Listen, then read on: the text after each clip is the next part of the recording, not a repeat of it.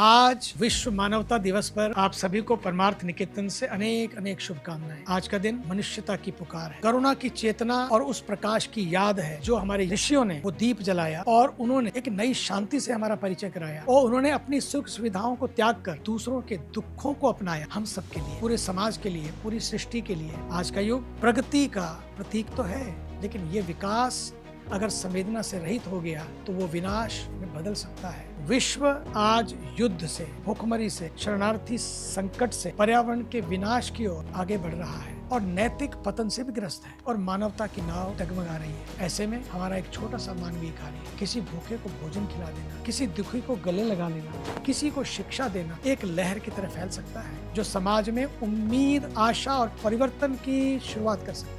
यदि हम ये सोचते हैं कि मेरे अकेले के करने से क्या होगा, सच तो ये है, माना कि ज़मीं को गुलजार न कर सके हम, कुछ कांटे तो कम हुए गुजरे जिधर से हम। होता है, बिल्कुल होता है। चल पड़िए और कारवा बन जाएगा। इतिहास को देखिए ना, महात्मा गांधी जी ने सत्याग्रह से राष्ट्र ही नहीं पूरे विश्व को जगा दिया। स्वामी विवेकानंद जी ने विचारों से युगों को दिशा दी और हम भी इसी तरह से आगे बढ़े तो हम क्यों नहीं कर सकते। आज मानवता को हम सबके भीतर छिपे उस देवत्व की आवश्यकता है जो जाति, धर्म, भाषा, रंग की सीमाओं से ऊपर उठकर केवल इंसान को इंसान माने। मानवता कोई विचार नहीं, ये तो जीवन का उत्तरदायित्व है। ये न केवल धर्म से ऊपर है बल्कि वो धर्म का भी सच्चा सार है। नर सेवा ही नारायण सेवा है, मानव सेवा ही माधव सेवा है। ये केवल वाक्य नहीं, भारत की आत्मा है। आज मानवता की यही पुकार है, हम विचार से, व्यवहार से और कार्य से करुणा के योद्धा बने, सत्य, प्रेम और करुणा को अपने जीवन का अंग बनाएं। यदि हम सच में दुनिया को बदलना चाहते हैं तो शांति के वाहक बने, सेवा के दूत बने,